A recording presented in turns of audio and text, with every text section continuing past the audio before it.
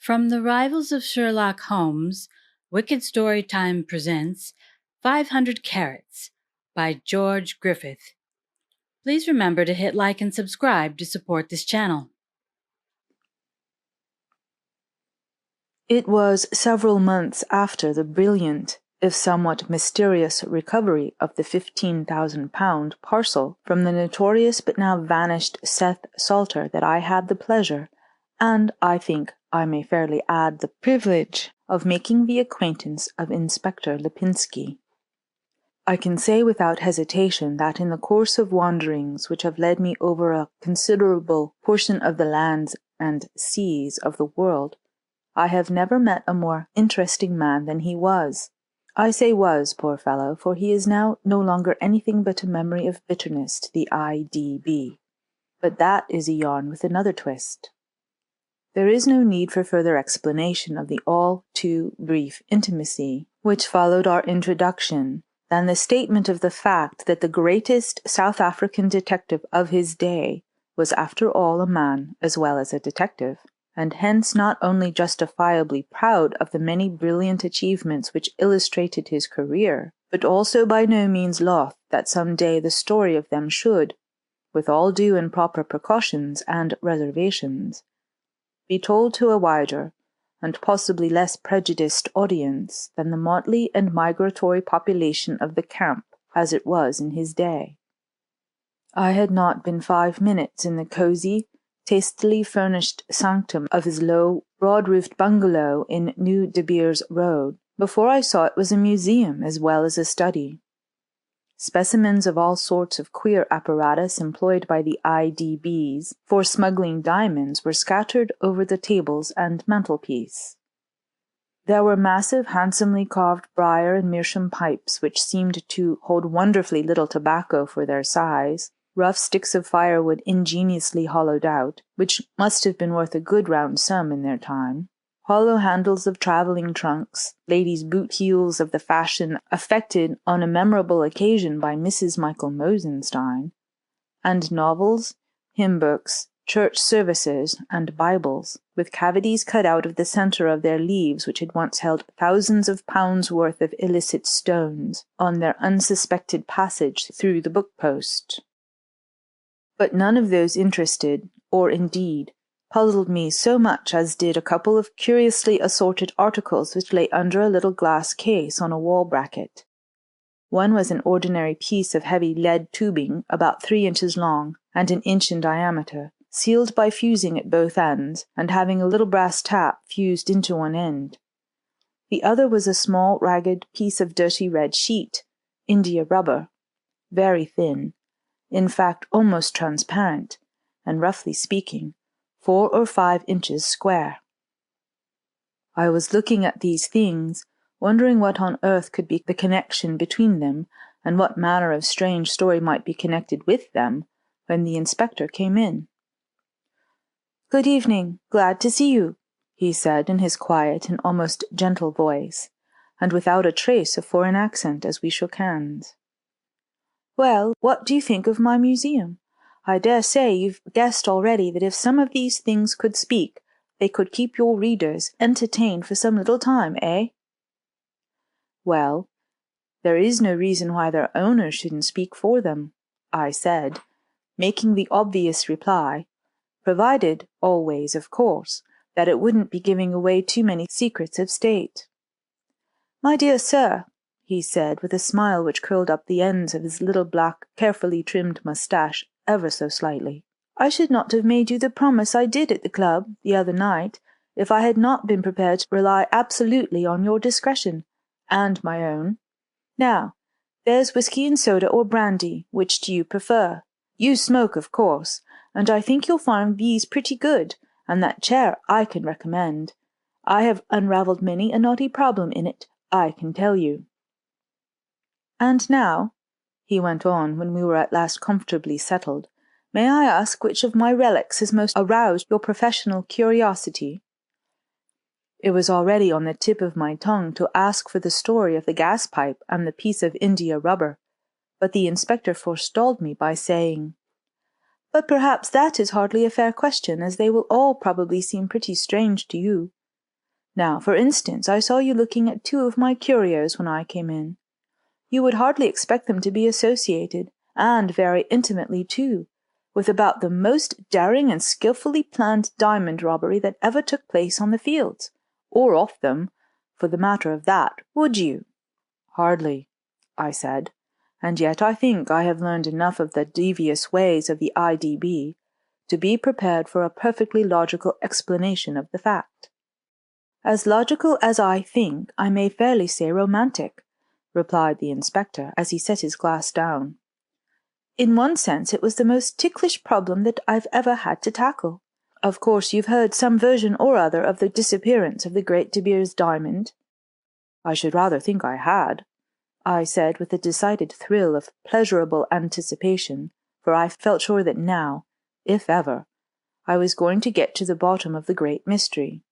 Everybody in camp seems to have a different version of it, and of course, everyone seems to think that if he had only had the management of the case, the mystery would have been solved long ago.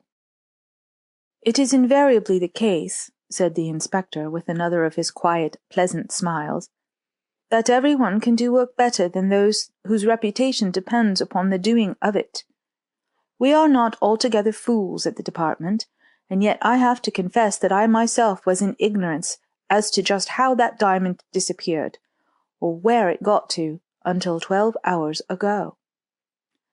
Now, I'm going to tell you the facts exactly as they are, but under the condition that you will alter all the names except, if you choose, my own, and that you will not publish the story for at least 12 months to come.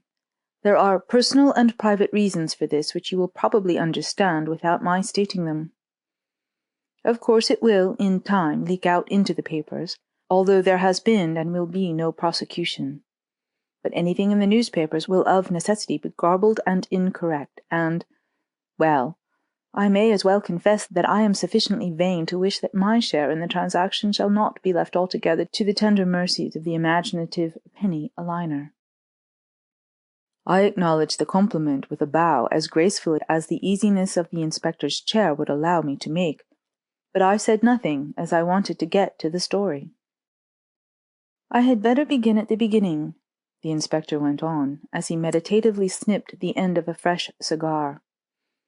As I suppose you already know, the largest and most valuable diamond ever found on these fields was a really magnificent stone, a perfect octahedron, pure white without a flaw, and weighing close on 500 carats. There's a photograph of it there on the mantelpiece.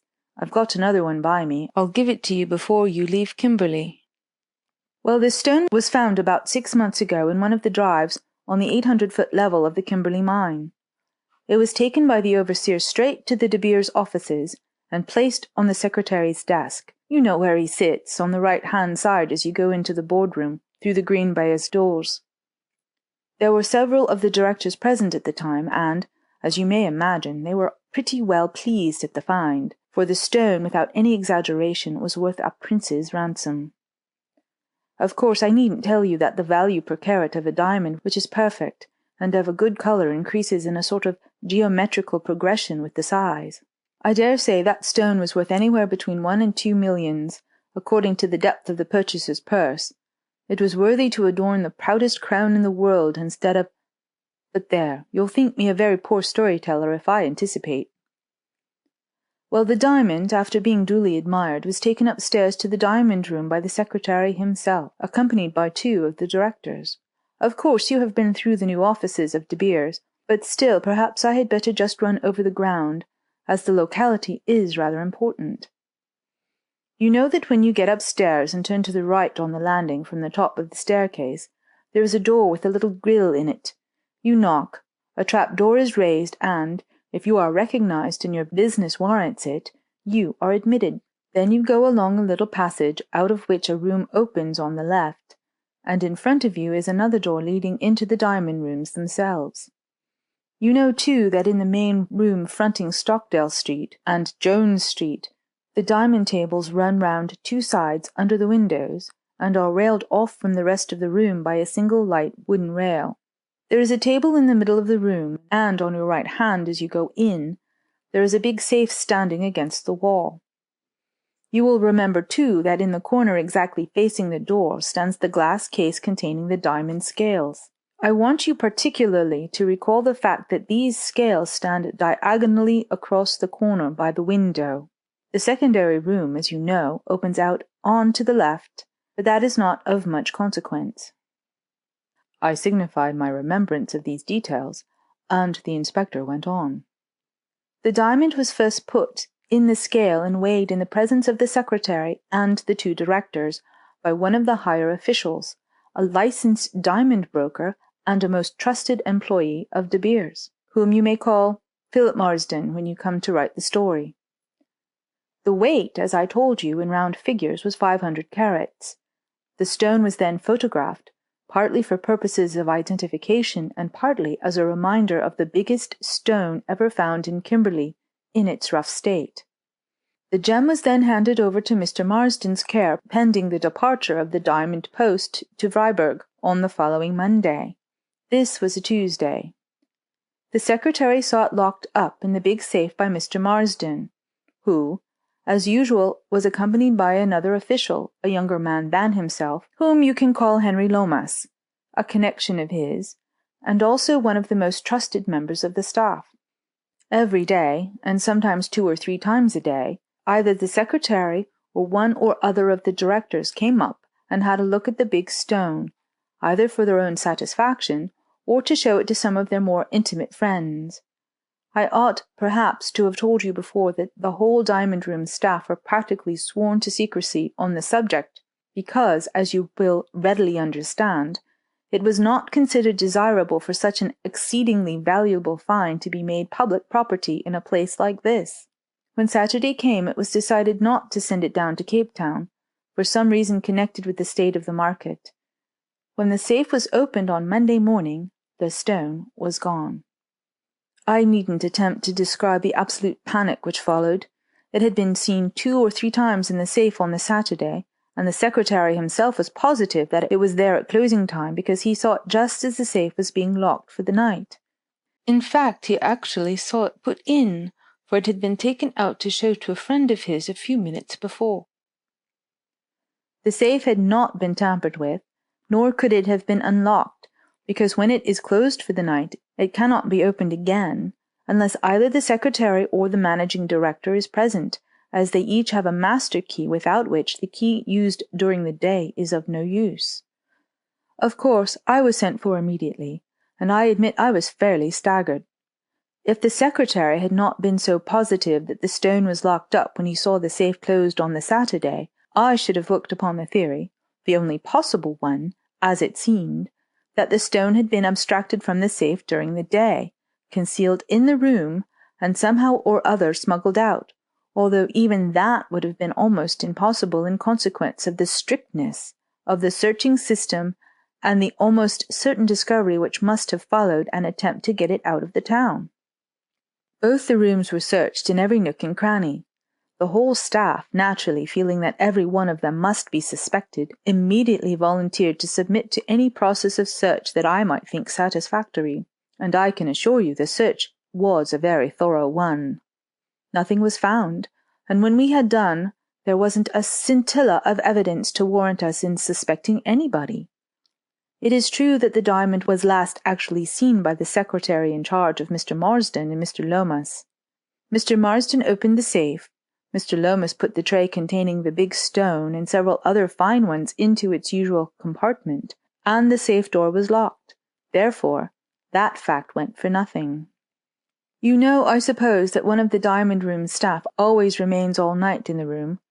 There is at least one night watchman on every landing, and the frontages are patrolled all night by armed men of the special police. Lomas was on duty on the Saturday night. He was searched as usual when he came off duty on Sunday morning. Nothing was found, and I recognized that it was absolutely impossible that he could have brought the diamond out of the room or passed it to any confederate in the street without being discovered. Therefore, though at first sight suspicion might have pointed to him as being the one who was apparently last in the room with the diamond, there was absolutely no reason to connect that fact with its disappearance.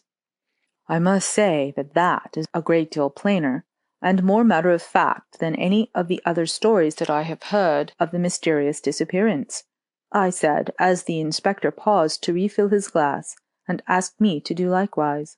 "Yes," he said dryly. "The truth is more commonplace up to a certain point than the sort of stories that a stranger might find floating about Kimberley. But still, I dare say, you have found in your own profession that it sometimes has a way of, to put it in sporting language, giving fiction a 7-pound handicap and beating it in a canter." "For my own part," I answered with an affirmative nod, "my money would go on fact every time. Therefore it would go on now if I were betting. At any rate, I may say that none of the fiction that I have so far heard has offered even a reasonable explanation of the disappearance of that diamond, given the conditions that you have just stated. And, as far as I can see, I admit that I couldn't give the remotest guess at the solution of the mystery." "That's exactly what I said to myself after I had been worrying day and night for more than a week over it," said the inspector.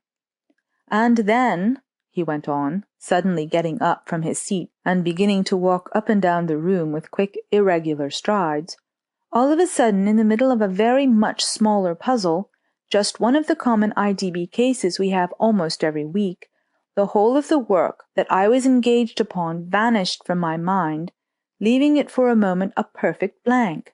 Then, like a lightning flash out of a black cloud, there came a momentary ray of light which showed me the clue to the mystery.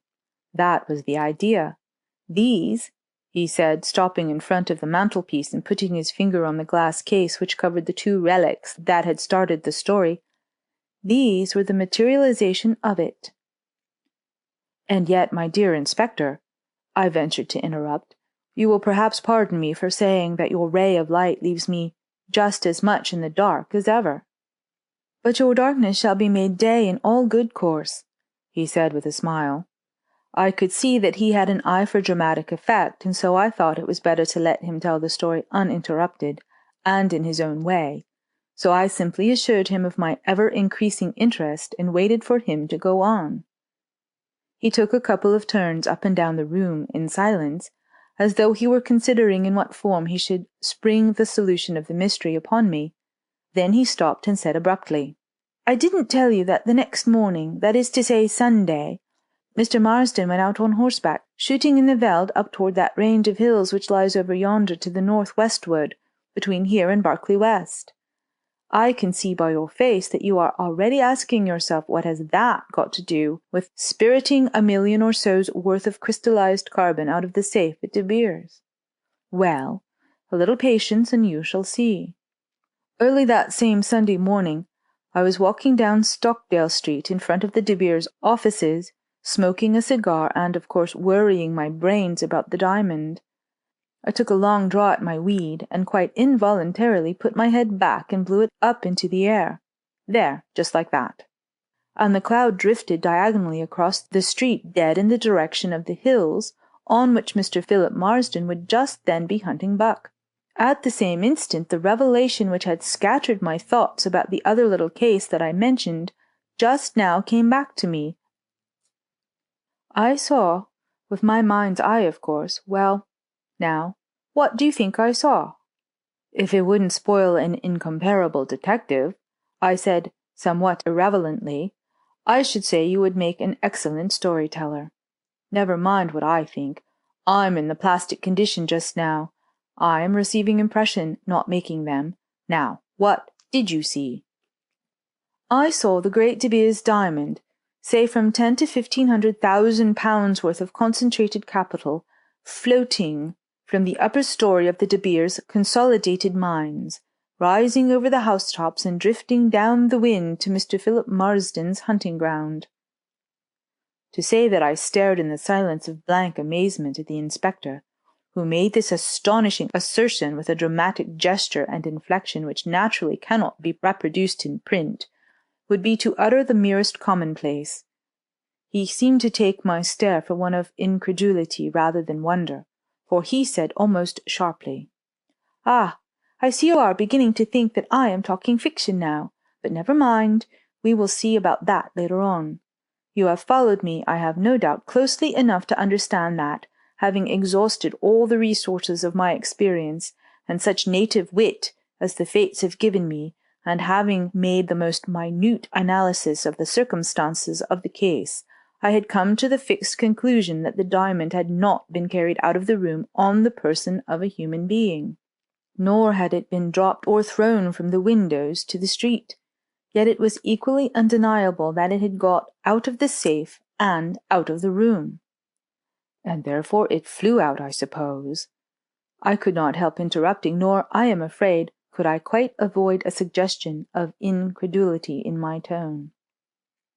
"Yes, my dear sir," replied the inspector, with an emphasis which he increased by slapping the 4 fingers of his right hand on the palm of his left. "Yes, it flew out. It flew some 17 or 18 miles before it returned to the earth in which it was born, if we may accept the theory of the terrestrial origin of diamonds. So far as the event proved, I was absolutely correct, wild and all, as you may naturally think my hypothesis to have been. But," he continued, stopping in his walk and making an eloquent gesture of apology, "being only human, I almost instantly deviated from truth into error. In fact, I freely confess to you that there and then I made what I consider to be the greatest and most fatal mistake of my career. Absolutely certain as I was that the diamond had been conveyed through the air to the Berkeley Hills, and that Mr. Philip Marsden's shooting expedition had been undertaken with the object of recovering it, I had all the approaches to the town watched till he came back. He came in by the old Transvaal road, about an hour after dark. I had him arrested, took him into the house of one of my men who happened to live out that way, searched him, as I might say, from the roots of his hair to the soles of his feet, and found nothing. Of course he was indignant, and of course I looked a very considerable fool. In fact, nothing would pacify him but that I should meet him the next morning in the boardroom of De Beers, and, in the presence of the secretary and at least 3 directors, apologize to him for my unfounded suspicions, and the outrage that they had led me to make upon him. I was, of course, as you might say, between the devil and the deep sea. I had to do it, and I did it, but my convictions and my suspicions remained exactly what they were before. Then there began a very strange and, although you may think the term curious, a very pathetic waiting game between us. He knew that, in spite of his temporary victory, I had really solved the mystery and was on the right track. I knew that the great diamond was out yonder somewhere among the hills or on the veld, and I knew, too, that he was only waiting for my vigilance to relax to go out and get it. Day after day, week after week, and month after month the game went on in silence. We met almost every day. His credit had been completely restored at De Beers. Lomas, his connection, and, as I firmly believe, his confederate, had been, through his influence, sent on a mission to England, and when he went I confess to you that I thought the game was up, that Marsden had somehow managed to recover the diamond, and that Lomas had taken it beyond our reach. Still I watched and I waited, and as time went on, I saw that my fears were groundless and that the gem was still on the veld or in the hills. He kept up bravely for weeks, but at last the strain began to tell upon him. Picture to yourself the pitiable position of a man of good family in the old country, of expensive tastes and very considerable ambition, living here in Kimberley on a salary of some £12 a week, worth about £5 in England, and knowing that within a few miles of him, in a spot that he alone knew of, there lay a concrete fortune of, say, £1,500,000, which was there for the picking up if he only dared to go and take it, and yet he dared not do so. Yes, it is a pitiless trade, this of ours, and professional thief-catchers can't afford to have much to do with mercy, and yet I tell you that as I watched that man day after day, with the fever growing hotter in his blood, and the unbearable anxiety tearing ever harder and harder at his nerves, I pitied him. Yes, I pitied him so much that I even found myself growing impatient for the end to come. Fancy that, a detective, a thief-catcher, getting impatient to see his victim out of his misery. Well, I had to wait 6 months, that is to say, I had to wait until 5 o'clock this morning for the end. Soon after 4, one of my men came and knocked me up. He brought a note into my bedroom, and I read it in bed. It was from Philip Marsden, asking me to go and see him at once and alone. I went, as you may be sure, with as little delay as possible. I found him in his sitting room. The lights were burning. He was fully dressed and had evidently been up all night. Even I, who have seen the despair that comes of crime in most of its worst forms, was shocked at the look of him. Still, he greeted me politely and with perfect composure. He affected not to see the hand that I held out to him, but asked me quite kindly to sit down and have a chat with him. I sat down, and when I looked up I saw him standing in front of me, covering me with a brace of revolvers. My life, of course, was absolutely at his mercy, and whenever I might have thought of myself or the situation, there was obviously nothing to do but to sit still and wait for developments. He began very quietly to tell me why he had sent for me. He said, "I wanted to see you, Mr. Lipinski, to clear up this matter about the big diamond. I have seen for a long time, in fact from Sunday night, that you had worked out a pretty correct notion as to the way that diamond vanished. You are quite right. It did fly across the veld to the Berkeley Hills. I am a bit of a chemist, you know, and when I had once made up my mind to steal it, for there is no use in mincing words now, I saw that it would be perfectly absurd to attempt to smuggle such a stone out by any of the ordinary methods. I dare say you wonder what these revolvers are for. They are to keep you there, in that chair, till I've done, for one thing. If you attempt to get out of it, or utter a sound, I shall shoot you. If you hear me out, you will not be injured, so you may as well sit still and keep your ears open. To have any chance of success, I must have had a confederate, and I made young Lomas one. If you look on that little table beside your chair, you will see a bit of closed lead piping with a tap in it, and a piece of thin sheet india rubber. That is the remains of the apparatus that I used. I make them a present to you. You may like to add them to your collection." Lomas, when he went on duty that Saturday night, took the bit of tube charged with compressed hydrogen and an empty child's toy balloon with him. You will remember that the night was very dark, and that the wind had been blowing very steadily all day towards the Berkeley Hills. Well, when everything was quiet, he filled the balloon with gas, tied the diamond. But how did he get the diamond out of the safe? The secretary saw it locked up that evening. I exclaimed, my curiosity getting the better of my prudence. "It was not locked up in the safe at all that night," he answered, smiling with a sort of ghastly satisfaction. "Lomas and I, as you know, took the tray of diamonds to the safe, and, as far as the secretary could see, put them in, but as he put the tray into its compartment he palmed the big diamond, as I had taught him to do in a good many lessons before. At the moment that I shut the safe and locked it, the diamond was in his pocket. The secretary and his friends left the room. Lomas and I went back to the table, and I told him to clean the scales, as I wanted to test them. While he was doing so, he slipped the diamond behind the box and the corner of the wall until it was wanted. We all left the room as usual, and, as you know, we were searched. When Lomas went on night duty, there was the diamond ready for its balloon voyage. He filled the balloon, just so that it lifted the diamond and no more. The lead pipe he just put where the diamond had been, the only place you never looked in. When the row was over on the Monday, I locked it up in the safe. We were all searched that day. The next I brought it away, and now you may have it. 2 of the windows were open on account of the heat. He watched his opportunity and committed it to the air about 2 hours before dawn. You know what a sudden fall there is in temperature here just before daybreak. I calculated upon that to contract the volume of the gas sufficiently to destroy the balance and bring the balloon to the ground. And I knew that, if Lomas had obeyed my instructions, it would fall either on the veld or on this side of the hills. The balloon was a bright red, and, to make a long story short, I started out before daybreak that morning, as you know, to look for buck. When I got outside the camp, I took compass bearings and rode straight down the wind towards the hills.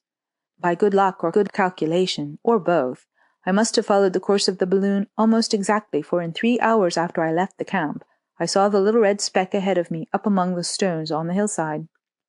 I dodged about for a bit, as though I were really after buck, in case anybody was watching me. I worked round to the red spot, put my foot on the balloon, and burst it. I folded the india rubber up, as I didn't like to leave it there, and put it in my pocketbook.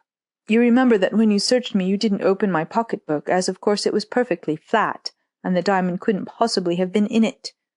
That's how you missed your clue, though I don't suppose it would have been much use to you, as you'd already guessed it.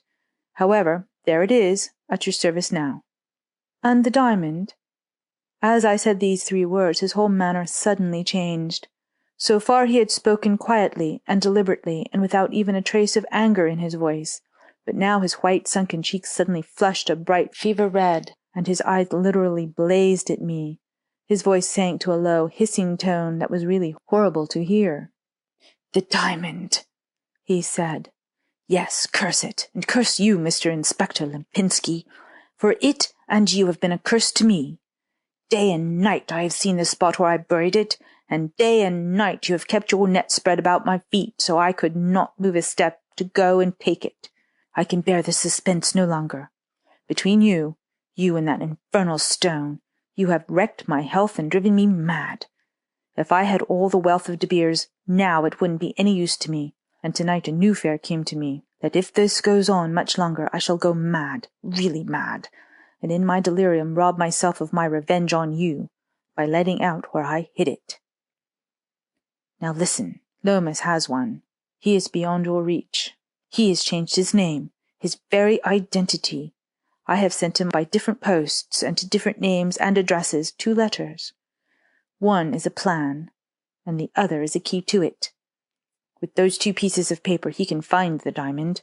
Without them, you can hunt for a century and never go near it. And now that you know that your incomparable stone, which should have been mine, is out yonder somewhere where you can never find it, you and the De Beers people will be able to guess at the tortures of Tantalus that you have made me endure. That is all you have got by your smartness. That is my legacy to you. Curse you. If I had my way, I would send you all out there to hunt for it without food or drink till you died of hunger and thirst of body, as you have made me die a living death of hunger and thirst of mind." As he said this, he covered me with one revolver and put the muzzle of the other into his mouth. With an ungovernable impulse, I sprang to my feet. He pulled both triggers at once. One bullet passed between my arm and my body, ripping a piece out of my coat sleeve. The other, well, I can spare you the details. He dropped dead instantly. "And the diamond?" I said. "The reward is £20,000, and it is at your service," replied the inspector in his suavest manner, "provided that you can find this stone, or Mr. Lomas and his plans."